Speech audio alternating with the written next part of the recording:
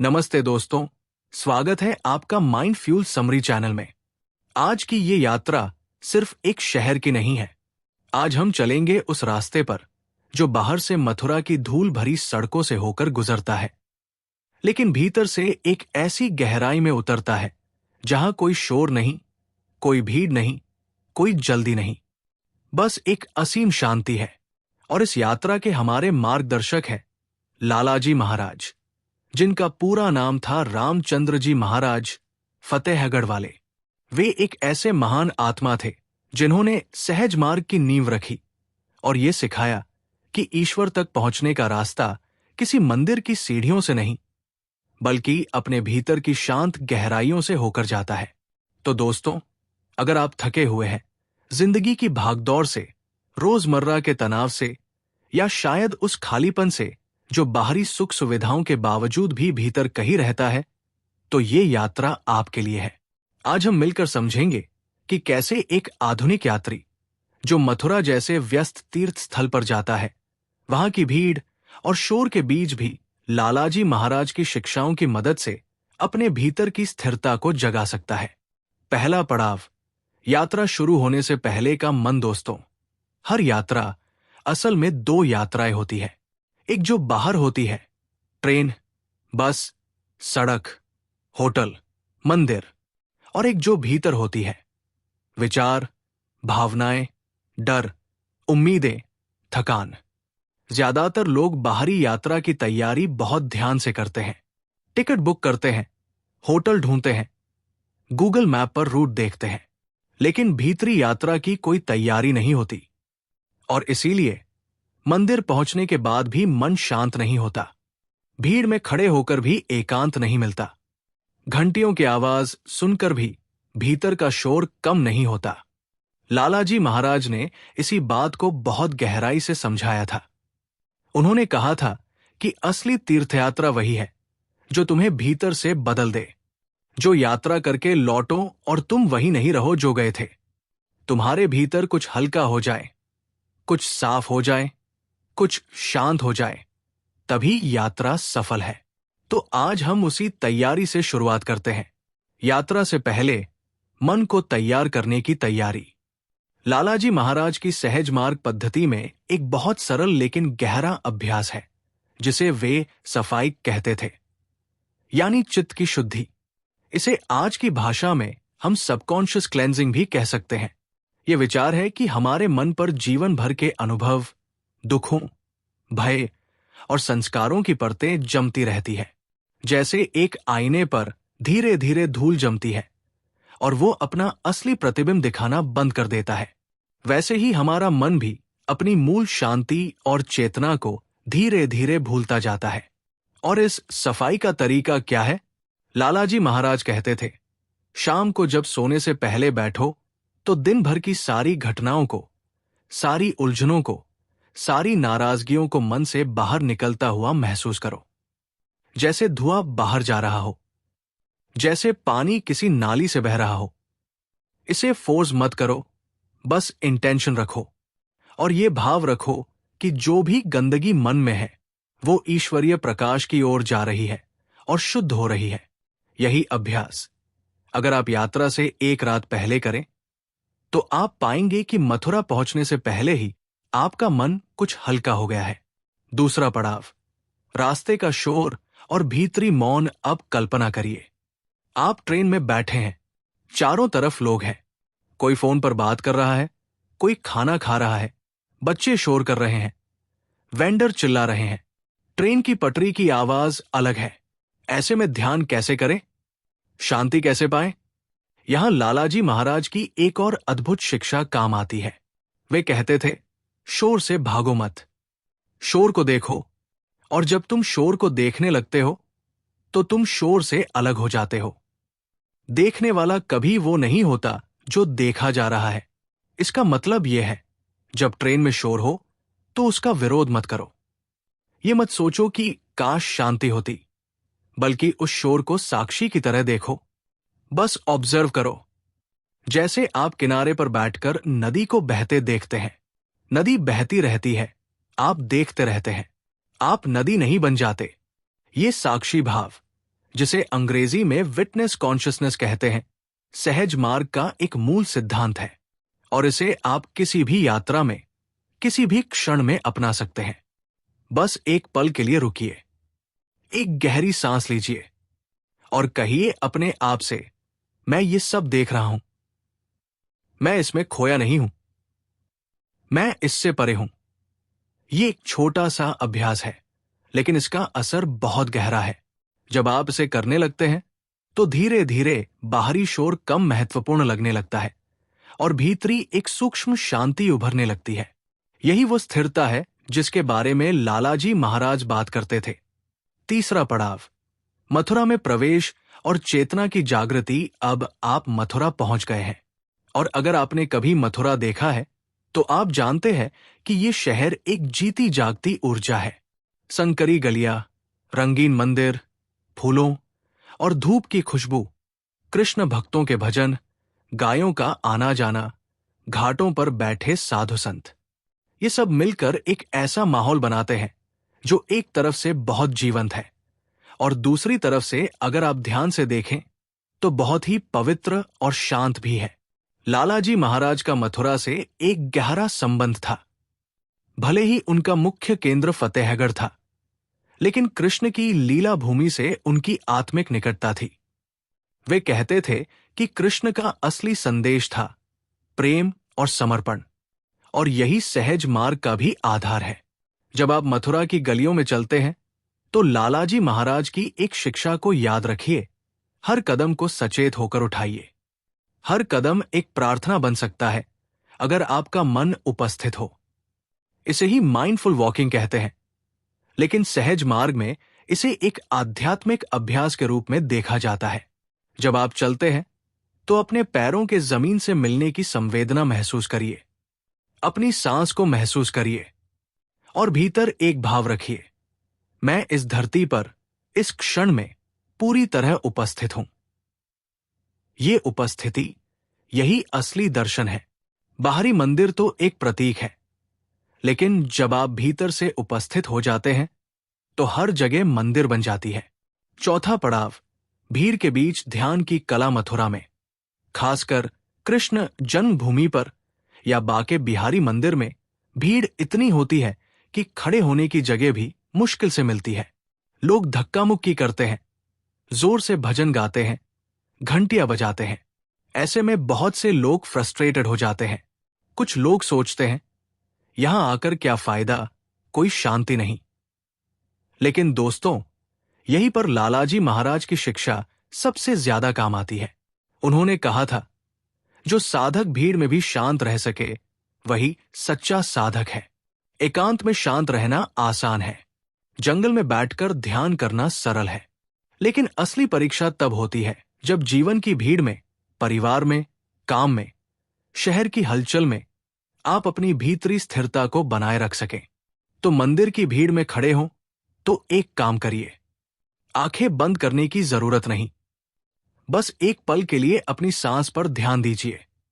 एक गहरी सांस लीजिए और फिर महसूस कीजिए, आपके हृदय के केंद्र में, बिल्कुल मध्य में एक बिंदु है, एक शांत, स्थिर बिंदु। चारों तरफ चाहे जितनी हलचल हो, वो बिंदु हमेशा शांत रहता है। बस उस बिंदु को महसूस करने की कोशिश करिए। सहज मार्ग में इसे हृदय केंद्रित ध्यान कहते हैं और ये इतना सरल है कि इसे कहीं भी, किसी भी समय किया जा सकता है। कोई देखेगा भी नहीं कि आप ध्यान कर रहे हैं और फिर भी आपके भीतर एक बदलाव आएगा। पांचवा पड़ाव, यमुना के घाट पर और भीतर की नदी। मथुरा में यमुना के घाट पर जाना एक अलग ही अनुभव है। सुबह सुबह जब सूरज उग रहा हो और यमुना की लहरें सुनहरी रोशनी में चमक रही हो, तो मन एक अजीब सी कोमलता से भर जाता है। ये वही जगह है जहां कृष्ण ने अपना बचपन बिताया, जहां गोपियां उनके साथ खेली, जहां राधा और कृष्ण का दिव्य प्रेम जीवित था। लालाजी महाराज यमुना को सिर्फ एक नदी नहीं मानते थे। वे कहते थे कि यमुना एक प्रतीक है, उस प्रवाह का जो जीवन है। जैसे यमुना बहती रहती है, पत्थरों से टकराती है, घाटों के किनारे से गुजरती है, कभी तेज होती है, कभी शांत, लेकिन रुकती नहीं। वैसे ही जीवन भी बहता रहता है। हमारी जिम्मेदारी ये नहीं कि हम जीवन को रोकें, बल्कि ये है कि हम उसके साथ प्रवाहित हों, अनुकूल हों, लड़े नहीं। घाट पर बैठकर एक अभ्यास करिए। यमुना को देखिए, उसके बहाव को देखिए और धीरे धीरे ये महसूस करिए कि जैसे यमुना बाहर बह रही है, वैसे ही आपके भीतर भी एक नदी है, चेतना की नदी, जो हमेशा बहती रहती है। विचार आते हैं, जाते हैं, जैसे लहरें आती हैं, जाती हैं, लेकिन आप वो नदी हैं, लहरें नहीं। ये एक बहुत गहरा आध्यात्मिक अनुभव है जो शब्दों में पूरी तरह नहीं समझाया जा सकता। इसे सिर्फ अनुभव किया जा सकता है, और मथुरा में यमुना के किनारे बैठकर ये अनुभव और भी गहरा हो जाता है। छठा पड़ाव, लालाजी महाराज की जीवन गाथा और उनका संदेश। दोस्तों, अब थोड़ा और गहरे चलते हैं और जानते हैं लालाजी महाराज के बारे में, क्योंकि जब आप किसी महान व्यक्तित्व की जीवन गाथा जानते हैं तो उनकी शिक्षाएं सिर्फ शब्द नहीं रहती, वे जीवन बन जाती है। लालाजी महाराज का जन्म 2 फरवरी 1873 को फतेहगढ़, उत्तर प्रदेश में हुआ था। उनका पूरा नाम रामचंद्र था। बचपन से ही उनमें एक असाधारण आध्यात्मिक लगाव था। वे जहां भी जाते, जो भी करते, उनके मन में एक ही प्रश्न था, ईश्वर कहाँ है और उससे मिलने का रास्ता क्या है।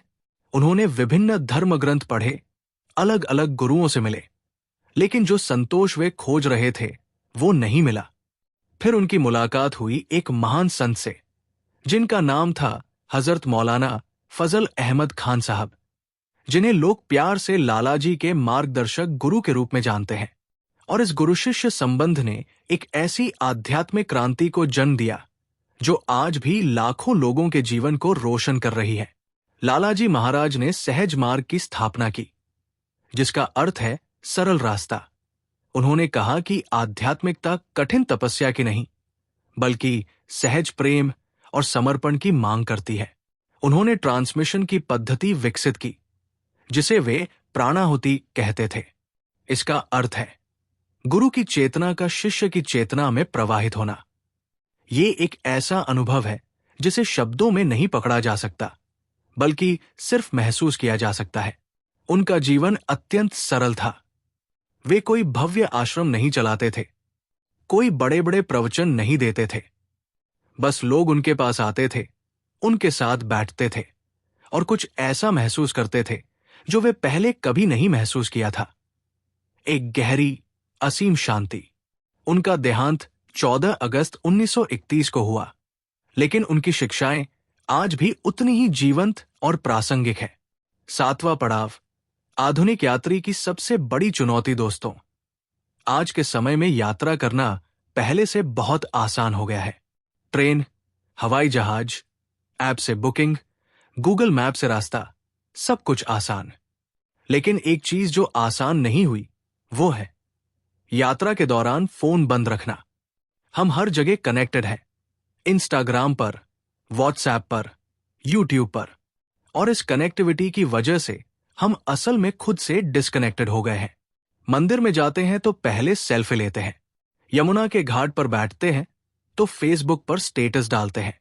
इस सब के बीच असल अनुभव, वो जो सीधे हृदय को छूता है, वो कहीं खो जाता है।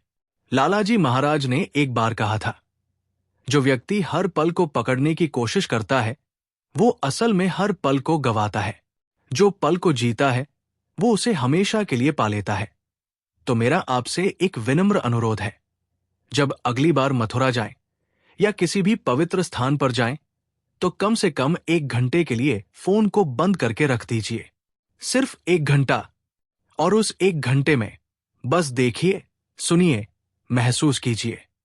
कोई फोटो नहीं, कोई वीडियो नहीं, कोई कैप्शन नहीं, बस आप और वो पवित्र स्थान।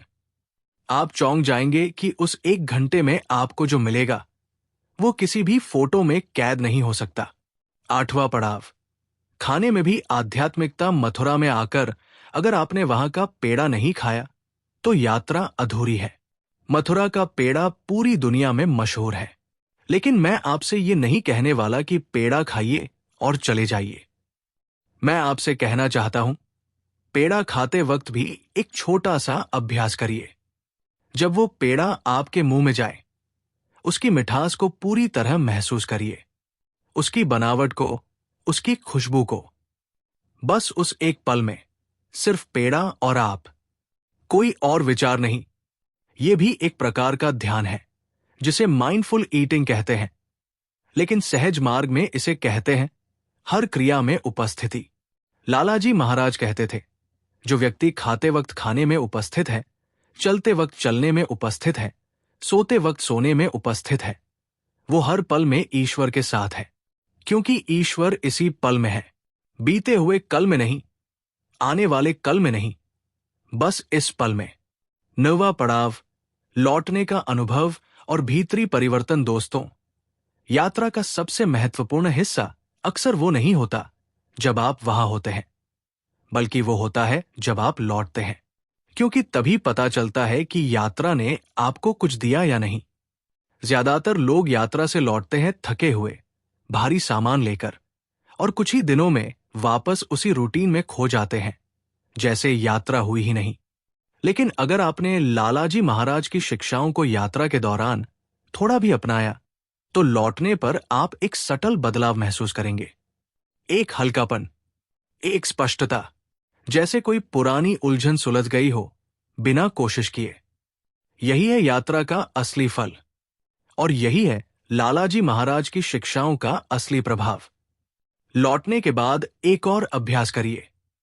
रात को सोने से पहले आंखें बंद करिए और मथुरा की यात्रा के किसी एक पल को याद करिए। वो पल जो सबसे शांत था, सबसे पवित्र था, और उस पल की ऊर्जा को महसूस करिए। ये शायद कुछ ही सेकंड का काम है, लेकिन इससे वो अनुभव आपके अवचेतन में और गहरा उतर जाता है। 10वां पड़ाव, सहज मार्ग का मूल सिद्धांत और आधुनिक जीवन। अब बात करते हैं सहज मार्ग के उस मूल सिद्धांत की, जो लालाजी महाराज ने पूरी जिंदगी जिया और सिखाया। सहज मार्ग का अर्थ है सरल, सहज, स्वाभाविक रास्ता। इसमें कोई जटिल विधि नहीं है, कोई कठिन नियम नहीं है, कोई पहनावा नहीं, कोई खास खान पान नहीं, कोई घर छोड़ने की जरूरत नहीं। ये एक ऐसी आध्यात्मिक पद्धति है जो गृहस्थ जीवन में, रोजमर्रा की जिंदगी में पूरी तरह से अपनाई जा सकती है। लालाजी महाराज का मानना था कि आध्यात्मिकता और सांसारिक जीवन अलग अलग नहीं है। आप दुकान चला सकते हैं और साथ में साधना भी कर सकते हैं। आप परिवार में रह सकते हैं और साथ में ध्यान भी कर सकते हैं। बल्कि उनका कहना था कि सच्ची आध्यात्मिकता वही है जो आपके सांसारिक जीवन को बेहतर बनाए। आपके रिश्ते बेहतर हों, आपका काम बेहतर हो, आपका स्वास्थ्य बेहतर हो। और यही आधुनिक जीवन की सबसे बड़ी जरूरत है। हम ऐसे दौर में जी रहे हैं जहां स्ट्रेस, एंजाइटी और बर्नआउट आम बात हो गई है, जहां लोग बाहर से सक्सेसफुल दिखते हैं लेकिन भीतर से खाली महसूस करते हैं। ऐसे में सहज मार्ग की ये शिक्षा कि भीतरी शांति को जगाओ और बाहरी जीवन अपने आप बेहतर हो जाएगा, एक अत्यंत प्रासंगिक और व्यावहारिक संदेश है। 11वां पड़ाव, ट्रांसमिशन यानी प्राणाहुति का रहस्य। दोस्तों, सहज मार्ग में एक ऐसी चीज है जो इसे बाकी सभी ध्यान पद्धतियों से अलग बनाती है, और वो है प्राणाहुति यानी डिवाइन ट्रांसमिशन। ये एक ऐसी प्रक्रिया है जिसमें एक अभ्यस्त गुरु या प्रिसेप्टर बिना किसी शारीरिक संपर्क के साधक के हृदय में एक सूक्ष्म ऊर्जा का संचार करता है। ये ऊर्जा साधक की चेतना को शुद्ध करती है और उसे गहरी शांति की ओर ले जाती है। लालाजी महाराज ने इस पद्धति को विकसित किया और कहा कि यह ट्रांसमिशन ही सहज मार्ग की असली शक्ति है। बिना इसके ध्यान एक मानसिक व्यायाम मात्र रह जाता है। ट्रांसमिशन के साथ ध्यान एक जीवंत, परिवर्तनकारी अनुभव बन जाता है। अब आप सोच रहे होंगे, ये हमारी यात्रा से कैसे जुड़ता है? तो दोस्तों, जब आप मथुरा जैसी पवित्र भूमि पर होते हैं और एक संचित आध्यात्मिक ऊर्जा के क्षेत्र में होते हैं, तो आपकी ग्रहणशीलता स्वाभाविक रूप से बढ़ जाती है। उस स्थान की ऊर्जा, उस स्थान से जुड़े महान आत्माओं की स्मृति ये सब मिलकर एक ऐसा वातावरण बनाते हैं जहां आपकी आत्मा थोड़ी ज्यादा खुली हो जाती है, थोड़ी ज्यादा ग्रहणशील हो जाती है। और अगर आप उस समय एक सचेत, हृदय केंद्रित उपस्थिति के साथ वहां हो, तो जो आप महसूस करेंगे वो अवर्णनीय होगा। 12वां पड़ाव, अपनी दैनिक यात्रा को भी पवित्र बनाएं। दोस्तों, हम सब हर रोज एक यात्रा करते हैं, घर से ऑफिस, ऑफिस से घर, या फिर बाजार, स्कूल, हॉस्पिटल, कहीं ना कहीं जाना होता है। ये रोज की यात्रा हमें मंडेन लगती है, बोरिंग लगती है, लेकिन लालाजी महाराज की शिक्षा कहती है कोई भी यात्रा मंडेन नहीं है अगर आप उसे सचेतन होकर करें। जब आप अगली बार ऑफिस जाएं, तो गाड़ी में या बस में बैठते वक्त एक काम करिए। दोनों आंखें बंद करके या खुली रखकर भी बस 1-2 मिनट के लिए अपनी सांस पर ध्यान दीजिए। सांस आती है, जाती है, बस इतना महसूस करिए। कोई मंत्रा नहीं, कोई विजुअलाइजेशन नहीं, बस सांस। ये छोटा सा अभ्यास आपके पूरे दिन का टोन सेट कर देता है। आप ऑफिस पहुंचेंगे तो थोड़े ज्यादा शांत होंगे, थोड़े ज्यादा फोकस होंगे, और धीरे धीरे ये रूटीन बन जाएगा। और तब आप समझेंगे कि लालाजी महाराज ने क्यों कहा था कि आध्यात्मिकता जीवन से अलग नहीं है, वो जीवन का ही एक हिस्सा है। 13वां पड़ाव, प्रेम और करुणा, लालाजी का सबसे बड़ा उपदेश। दोस्तों, अब हम उस बिंदु पर आते हैं जो लालाजी महाराज की सारी शिक्षाओं का केंद्र था, और वो है प्रेम। वे कहते थे कि आध्यात्मिकता का अंतिम लक्ष्य ईश्वर से मिलना है, और ईश्वर प्रेम स्वरूप है। इसलिए जब तक आपके हृदय में प्रेम नहीं है, सारी साधना अधूरी है। लेकिन ये प्रेम कैसे पैदा होता है? वे कहते थे, जब आप दूसरों में ईश्वर को देखने लगते हो, तब। मथुरा की भीड़ में जो व्यक्ति आपको धक्का दे रहा है, वो भी ईश्वर का एक रूप है। मंदिर का वो पुजारी जो थका हुआ है और जल्दी जल्दी पूजा करा रहा है, वो भी ईश्वर का एक रूप है। रास्ते पर वो गाय जो आपके रास्ते में खड़ी है और आपको देरी हो रही है, वो भी। जब आप हर जगह, हर व्यक्ति में, हर प्राणी में एक दिव्यता देखने लगते हैं, तो आपका पूरा नजरिया बदल जाता है। जलन कम होती है, नफरत कम होती है, क्रोध कम होता है, और उनकी जगह एक कोमल, सहज प्रेम उगने लगता है। और यही वो आंतरिक परिवर्तन है जिसके लिए असल में तीर्थयात्रा होती है। 14वां पड़ाव, मथुरा से लेकर आपके हृदय तक, यात्रा का सारांश। दोस्तों, हमने आज एक लंबी और गहरी यात्रा की है। हम मथुरा गए, लेकिन केवल बाहर से नहीं, भीतर से भी। हमने लालाजी महाराज की शिक्षाओं को समझा और ये देखा कि वे शिक्षाएं सिर्फ किसी एक धर्म या परंपरा की नहीं है, बल्कि वे हर उस इंसान के लिए है जो शांति खोज रहा है, जो अर्थ खोज रहा है, जो खुद को खोज रहा है। हमने सीखा कि यात्रा की तैयारी सिर्फ बाहरी नहीं होती, भीतरी तैयारी भी जरूरी है। हमने सीखा कि शोर के बीच भी साक्षी बनकर शांत रहा जा सकता है। हमने सीखा कि भीड़ में भी हृदय केंद्रित ध्यान किया जा सकता है। हमने सीखा कि यमुना की लहरें हमें अपनी चेतना की नदी की याद दिला सकती है।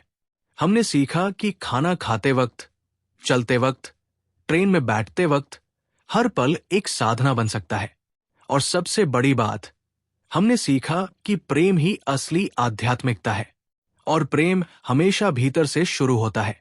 अंतिम पड़ाव, अपनी भीतरी यात्रा शुरू करें आज से। दोस्तों, मथुरा जाना जरूरी नहीं है, हालांकि अगर जाए तो बहुत अच्छा है, लेकिन लालाजी महाराज की शिक्षाएं ये नहीं कहती कि बाहर जाओ, वे कहती है कि भीतर जाओ। और भीतर जाने के लिए किसी ट्रेन की, किसी होटल की, किसी टिकट की जरूरत नहीं।